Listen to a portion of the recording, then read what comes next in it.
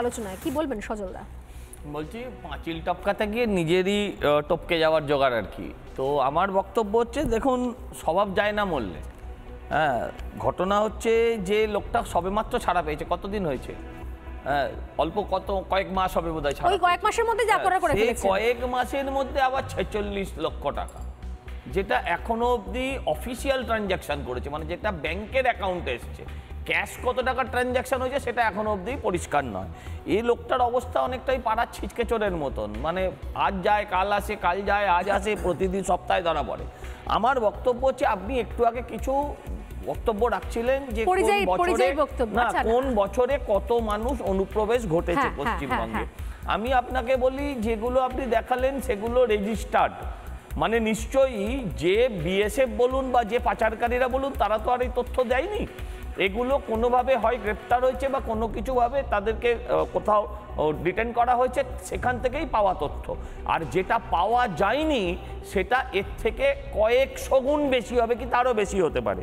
আমার বক্তব্য হচ্ছে, আজকে আমরা সারা পশ্চিমবঙ্গে বাংলা বাঙালি এসব নিয়ে লড়াই করছি। আমরা সেই জাত, আমরা কখনো মাদার টেরিজা কোন ভাষায় কথা বলতেন, তিনি কোথাকার, সেটা আমরা জানতাম না, জানতে চাইনি, কিন্তু তাকে আমরা মাদার আখ্যা দিয়েছিলাম। আমরা নেলি সেনগুপ্তাকে আমরা আমাদের ভগিনী নিবেদিতাকে আমরা ভগিনী বলেছিলাম। আজকে এই জায়গায় দাঁড়িয়ে আমরা বাংলা বাঙালি করছি। আমার বক্তব্য হচ্ছে যে, আপনি আমাকে বুঝিয়ে বলুন তো, সারদার আসামিরা, সারদার যারা টাকা লুট করেছে, তারা কি অবাঙালি ছিল? আপনি আমাকে বলুন তো, এই যে চাকরিগুলো 26,000-এর চাকরি বাঙালির চুরি হয়েছে, সেই চাকরিগুলো যারা লুট করেছে তারা কি গুজরাটি ছিল? আপনি আমাকে বলুন তো, চাল চুরির ব্যবসায়ের সঙ্গে যারা যুক্ত ছিল তারা কি মারাঠি ছিল? তারা তো কেউ অবাঙালি ছিল না, প্রত্যেকে বাঙালি।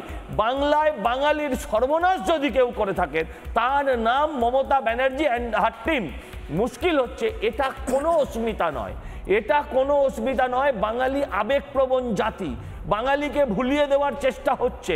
গত 14 বছরে কত রেপ হয়েছে, কত রেপকে উনি কিভাবে ডিফাইন করেছেন, রেপের মূল্য কিভাবে নির্ধারণ করেছেন।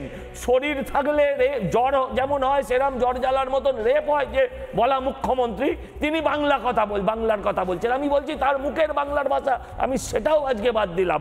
আমার বক্তব্য হচ্ছে, বাঙালির সর্বনাশ যদি কেউ করে থাকে সেটা বাঙালি করেছে। বাঙালিরা আবেগপ্রবণ জাতি, তার আবেগ নিয়ে খেলা হচ্ছে। তার মধ্যে এইটা জাগিয়ে তোলার চেষ্টা হচ্ছে যে বাঙালি মানেই তোমায় মারছে, বাঙালি মানেই তুমি রক্তাক্ত হচ্ছ, বাংলা কথা বললেই তুমি মার খাচ্ছ। আমি তো বললাম, আমি তো ওপেন চ্যালেঞ্জ করছি, এমন একটা বাংলাদেশি আপনারা দেখিয়ে দিন আমাকে যে বাংলাদেশি তামিল, মালায়ালাম কিংবা হিন্দি কিংবা পাঞ্জাবি কিংবা গুজরাটি ভাষায় কথা বলে। বাংলাদেশিরা যারা অ্যারেস্ট হচ্ছে তারা তো বাংলা ভাষাতেই কথা বলবে। না, আমি ওই ভুলিয়ে দেওয়ার চেষ্টা চলছে। না, বলছি তো, আমি যেটা বলছি, যা আজ অব্দি তুলে ধরা হয়েছে পরিযায়ী শ্রমিকের নাম করে, সমস্ত কিছু করে, সেগুলো সমস্ত কটা মিথ্যে প্রমাণিত হয়েছে। কিন্তু একটা গোয়েবেলসের থিওরি আমরা ছোটবেলা থেকে শুনে এসেছি, যেটা সিপিএম আগে ব্যবহার করতো, এখন যেটা তৃণমূল ব্যবহার করছে, সেটা হচ্ছে মিথ্যেকে চিৎকার করে সমস্যারে একসাথে চিৎকার করে বলো, দেখবে সেই মিথ্যেকে কিছু মানুষ বিশ্বাস করতে শুরু করবে। আপনাদের বাঙালিকে আমি অনুরোধ করব, বাঙালি বুদ্ধিমান জাতি হিসেবে সারা পৃথিবীতে পরিচিত, সেই যাদের ব্রেন, যাদের বুদ্ধির দাম সারা পৃথিবী যাদেরকে মূল্য দেয়, তারা যেন এই নির্বোধের মতন এই ট্র্যাপে পা না দেয়।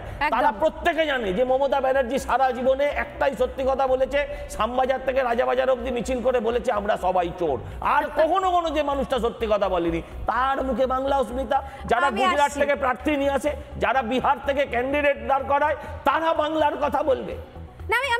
নানা ধরনের কন্টেন্ট দেখার জন্য লাইক করুন, শেয়ার করুন আমাদের ফেসবুক পেজ, সাবস্ক্রাইব করুন আমাদের ইউটিউব চ্যানেল। পাশাপাশি অন্যান্য ব্রেকিং নিউজের জন্য অবশ্যই চোখ রাখুন রিপাবলিক বাংলায়।